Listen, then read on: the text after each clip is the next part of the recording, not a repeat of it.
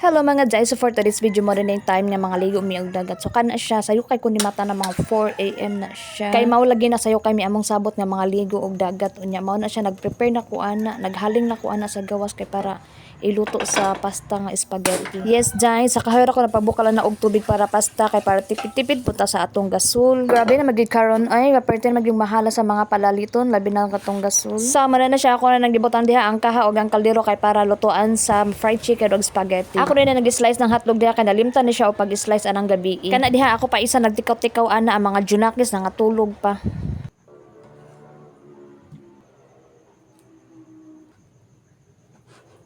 Ako na pa rin nagibutangan og uwi lang lutuan sa fried chicken. So multitask ta ani diri ano sa gawas nagpabukal kog ininit kay para sa spaghetti pasta nya diri nagprito ko og kuan kanang fried chicken yan kanin sa pong sa pikas nga kanin ka ako pa ni siyang lutuan sa sauce sa spaghetti. So ingani gyud ta mga inahan no multitask gyud ta kay para mahuman dali ang atong trabaho. So kinsa may makarelate diha kaway-kaway naman kayo dyan. Nag-slice na po day ko ag bombay kay para sa sauce sa spaghetti. Bombay din akong ibutang no kay may lahi man gitag pamaagi sa pagluto og spaghetti.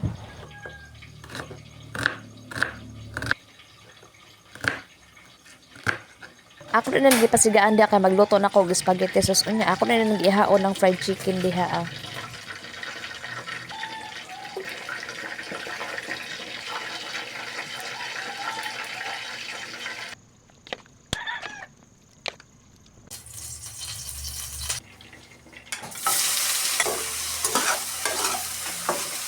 Pag human ako nagluto og spaghetti sauce, ako rin ang gibutang ng pasta diha. Unya, mikos-mikos na dayon kay arma mix siya og maayo.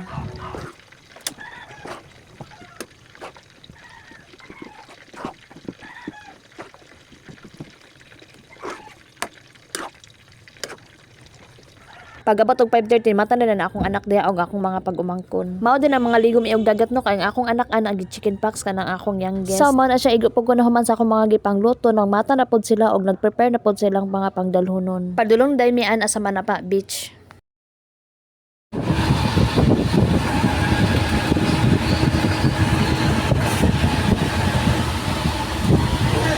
Grabe gyud katugnaw anak kay ulan-ulan po. Timing gyud kayo among pagpangaligo anak kay Domingo unya brown out pod tibuok butuan. Basta brown out diri ahol di mudong pod ang mga tawo ana sa dagat.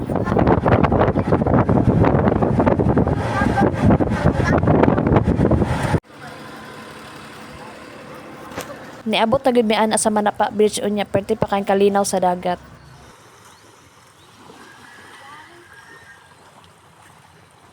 Mas layo kay ka oy.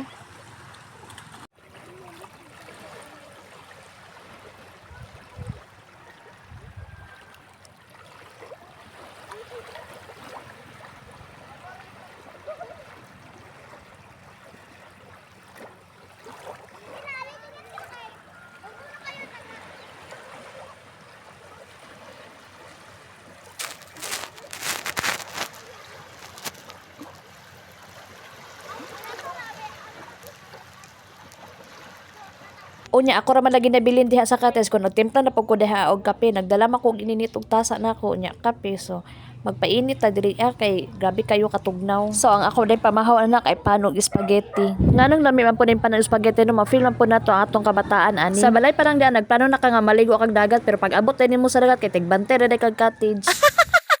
Unya akid sa na po relate diha mga kainahan. Isud pud og biya na to atong cottage no unya na mga pagkaon na sa kaon nag-iro ang mga pagkaon na hurot. Naapoy mga gamit, naapoy mga importante nga gipambilin, mga cellphone ug mga wallet. Nahimo lang gyud siguro kong gwardiya aning panahon na.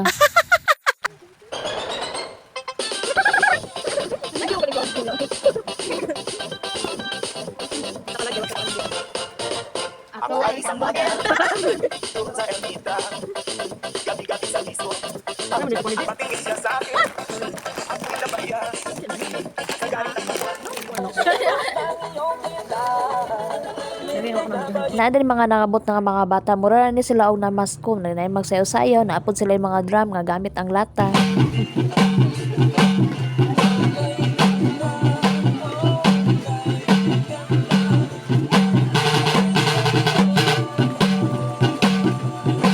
mga mga master ko manayaw no, lupigan mapuntaan ni oy. Pero wala na ko na sila taga-ayog sensilyo. Pagkaon ang akong gihatag sa ila. Maanad man gid og sensilyo mong ihatag may nang pagkaon kay mabusog pud sila. Unya hapit na po natin paniod to napapalit na po ko sa akong banabel sa ana og isda kay para among kilawon. Makapalit na po dayo og isda dire para kilawon og sugbahon. Syempre dulo gyud og dagat so nagyo isda no. Pag human ako mix anang panakot, ako rin na siyang gitimplahan sa suka. Unya ako rin nang gibutan ng isda diha. Pinakalas na ginato na ibutan ng pipino. Lamig kayo ng kinilaw basta kumpleto ang lamas. Mga onte guys. So, atong sudan is fried chicken and kinilaw. So, mag-una-una na dahil nagkaon ng gorgeous cottage diha. Diri ira na taman mga guys. Comment down below asa niabot akong video. Thank you for watching. Bye!